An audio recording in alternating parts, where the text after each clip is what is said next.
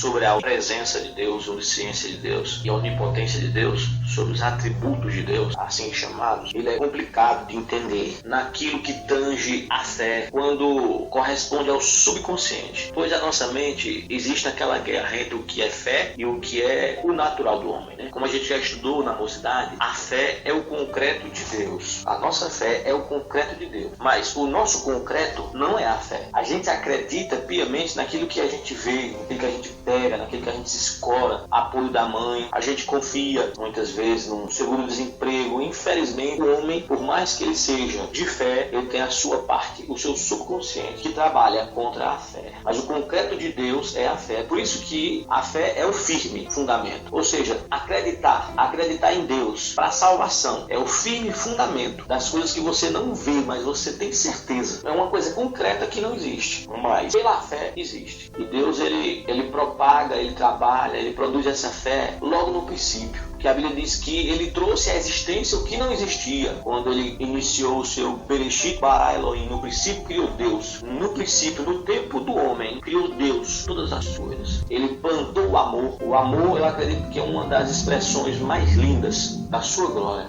Ele entrou no nosso tempo, se despiu de sua glória, se despiu da eternidade, entrou no nosso tempo, para tirar a gente do nosso tempo e levar para a eternidade. Mas é complicado entender, é complicado o nosso subconsciente ficar firme. O nosso subconsciente muitas vezes tem tanto medo que nós não conseguimos, através da razão, se libertar deles. Tem gente que tem problemas e mais problemas psicológicos, emocionais, e não conseguem se livrar. E a ideia de um Deus que está em todos os lugares, simultaneamente e sucessivamente falando ao mesmo tempo, ele está com cada um de nós. Ele está comigo agora, mas simultaneamente falando, está com todos nós. É um pouco complicado de entender. Mas se a gente abrir um pouco o coração, esse Salmo 139 fala de forma tremenda: Senhor, tu me sondastes. Está falando de um passado distante. Senhor, tu me sondastes e me conheces. Nesse texto, ele também atribui esse passado quando ele ainda estava no ventre da mãe. Senhor, tu me sondastes e me conheces. De longe, tu conheces o meu assentar e o meu levantar. De longe entende o meu pensamento. Cercas o meu andar e o meu deitar e conhece todos os meus caminhos, sem que haja uma palavra na minha língua. Eis que, ó Senhor, tudo conhece. Eu acho tremendo a forma com que Davi diz que Deus o sondou, ou seja, o estudou, analisou antes, muito antes. Ele ainda estava na barriga da mãe dele. Ele diz: olha, tu me teceste, tu viste o meu corpo, tu me viste ainda informe, se formando no ventre da minha mãe, e tu sabes todos os meus dias. Tu cerca-me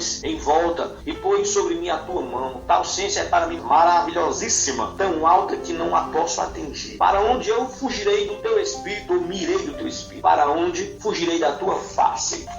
Se subir aos céus, tu lá estás. Se fizer na sepultura, no céu, a minha cama, eis que ali tu estás também. Se eu tomar as asas da alva, se habitar nas extremidades do mar, até ali a tua mão me guiará, e a tua destra me sustentará. Se disser de certo que as trevas me cobrirão, então a noite será luz em redor de mim. Nem ainda as trevas me escondem de ti, mas a noite resplandece como o dia. As trevas e a luz são para ti a mesma coisa. Davi está falando de uma forma profunda. Muitas vezes, amados, quando a gente erra, nós sentimos uma dificuldade tremenda de acreditar que Deus está ouvindo o nosso clamor, o nosso pedido de perdão. Nós sentimos uma dificuldade tremenda de se chegar ao trono da graça, até a Cristo, com ousadia.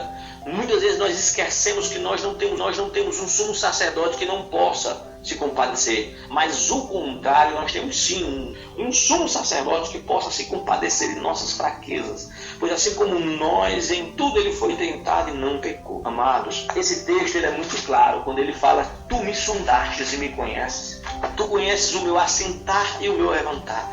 Eu começo a entender, eu começo a observar, eu começo a enxergar momentos maus em nossas vidas em que nós nos assentamos cheios de preocupações. Ele conhece o nosso assentar e o nosso levantar. Ele sabe quando nós estamos cheios de ansiedades, cheios de inconclusões. E ele sabe também quando a gente se levanta com soluções. Ele conhece todas as coisas. Ele conhece as nossas soluções. Antes das nossas atitudes, ele conhece o que nós maquinamos. E ele sabe quando erramos. Antes mesmo de pecar, ele já preparou o cordeiro, porque ele já sabe todos os nossos pensamentos, as maquinações do nosso coração e as nossas conclusões. Ele diz também no versículo 3 do Salmo 139, cercas o meu andar e o meu deitar. E eu começo a imaginar cercas o meu andar. Ele conhece, amados, as nossas inclinações. Ele conhece o nosso andar, ele cerca o nosso andar. Ele sabe para que lado estamos pendendo. E ele conhece também o nosso deitar. Amados, se você imaginar um corpo inclinando para um lado, direito ou esquerdo, você pode imaginar que algum lado vai tender a doer. Se nós andamos tortos, inclinando tortuosamente para um lado, se a gente fizer essa experiência, entortar um pé e passar uma semana andando com ele torto,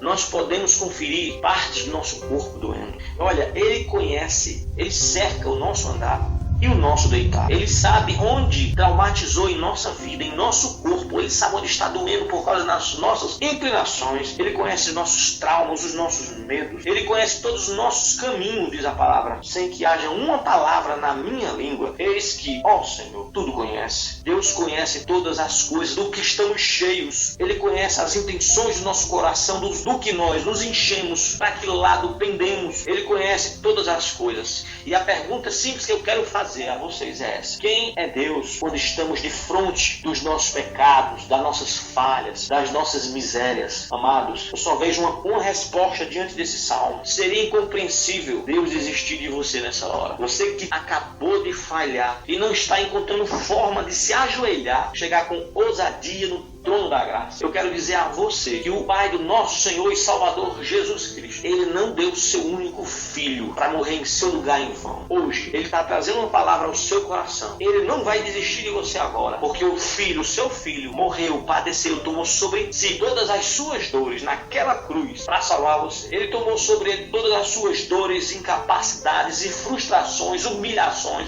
O castigo que estava sobre ele te trouxe a paz. O castigo que estava sobre ele te trouxe a paz. E sobre as pisaduras dele, vocês foram sarados. Então, tenha certeza do perdão do Senhor. Chegue com ousadia ao trono da graça. O Deus que nos sondou, que conhece o nosso assentar, o nosso levantar, que de longe entende os nossos pensamentos, que cerca o nosso andar, o nosso deitar, e conhece todos os nossos caminhos, sem que haja uma palavra na nossa língua. Ele conhece tudo. Esse Deus, dentro da lógica, dentro do um Deus racional, ele não é um Deus que vai desistir de você agora, meu querido, porque ele deu o seu único filho para morrer no teu lugar. Era você e eu que era para estar naquela cruz, mas ele deu para que você e eu tenham livre acesso a ele, para nos humilharmos e pedir perdão e desfrutarmos da comunhão pela qual nosso Salvador morreu, para que a gente desfrute dessa comunhão.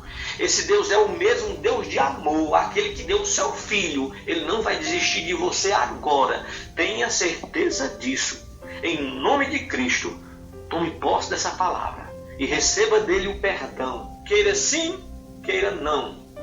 Seja lá quem for que lhe acuse, aquele que está em ti, aquele que te amou a ponto de dar o seu único filho, é maior do que qualquer um. Aceite o perdão dele nessa noite, ainda que o mundo todo te condene. Aceite e vai e não peques mais. Amém?